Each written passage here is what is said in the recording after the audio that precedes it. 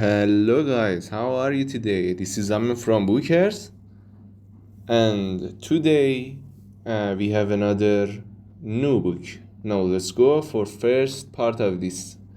The name of it is Robinson Crusoe by Daniel Defoe and narrating by Bookers and me. Hope you enjoy it. Let's go. Part 1. My first sea journey.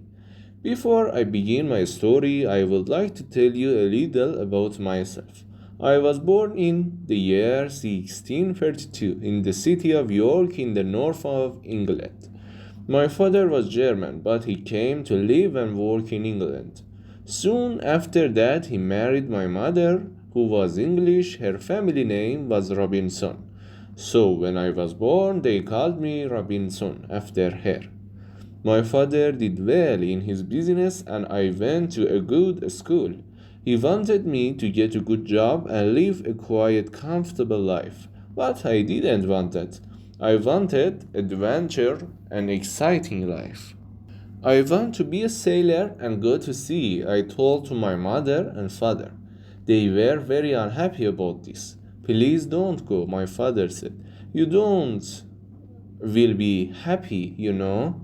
Sailors have a difficult and dangerous life, and because I loved him and he was unhappy, I tried to forget about the sea.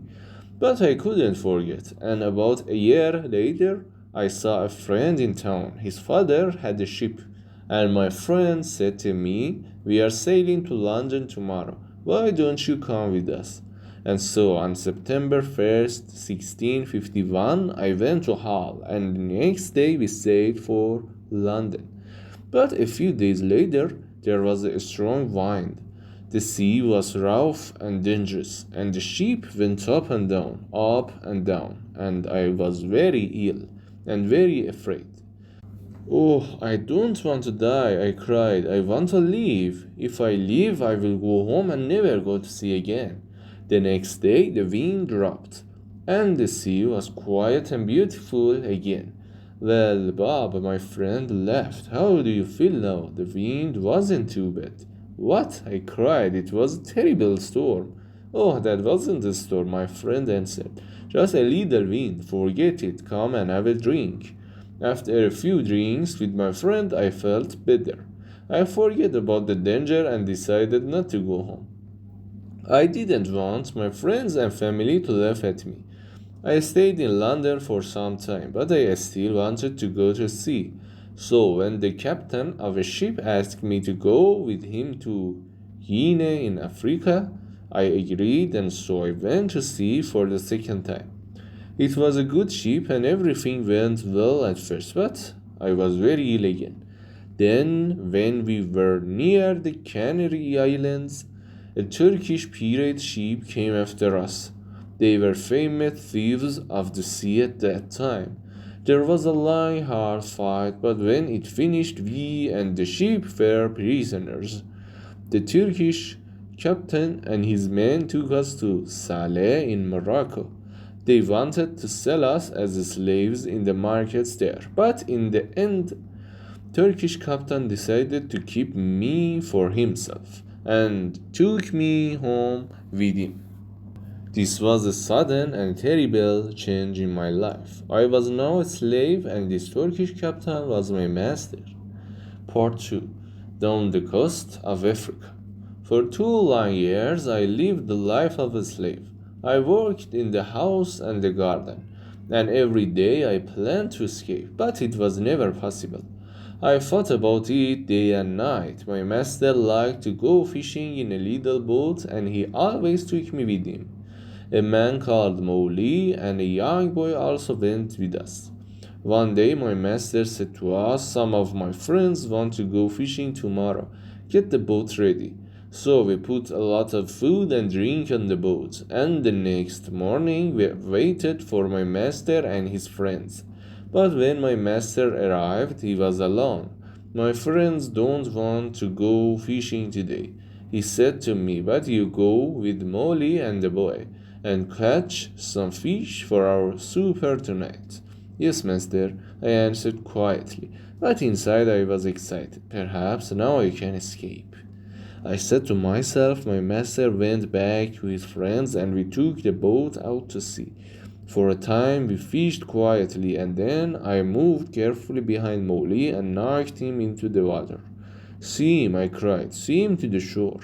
My master liked to shoot seabirds and so there were guns on the boat. Quickly I took one of these guns. Mowgli was swimming after the boat and shouted to him. Go back to the shore. You can swim there. It's not too far. I won't hurt you. But if you come near the boat, I will shoot you through the head. So Mowgli turned and swam back to the shore as quickly as he could. Then I said to the boy, Juri, if you help me, I will be a good friend to you.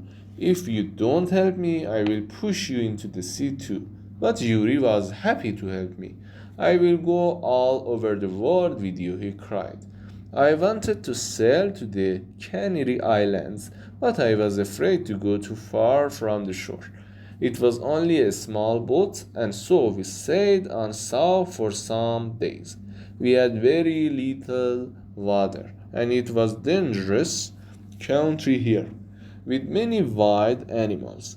We were afraid, but we often had to go on shore to get more water. Once I used a gun to shoot a wild animal. I don't know what animal it was, but it made a good meal. For about 10 or 12 days we sailed on south, down the coast of Africa. Then one day we saw some people on the shore, strange wild people, who didn't look friendly. By now we had very little food and we really needed help. We were afraid, but we had to go on shore. At first they were afraid of us, too. Perhaps white people never visited this coast. We didn't speak their language, of course, so we used our hands and faces to show that we were hungry. They came with food for us, but then they moved away quickly. We carried the food to our boat and they washed us. I tried to thank them, but I had nothing to give them. Just then, two big wild cats came down to the shore from the mountains. I think they were leopards. The people were afraid of these wild cats, and the women cried out. Quickly, I took a gun and shot one of the animals. The second wild cat ran back up into the mountains. Guns were now and new to these African people, and they were afraid of the loud noise and the smoke. But they were happy about the dead wild cat. I gave them the meat of the dead animal, and they gave us more food and water. We now had a lot of food and water, and we sailed on. 11 days later, we came near the Cape Verde Islands. We could see them, but we couldn't get near because there was no wind. We waited. Suddenly, Juri called to me, Look, a sheep. He was right. We called and shouted and sailed our little boat as fast as we could, but the sheep didn't see us.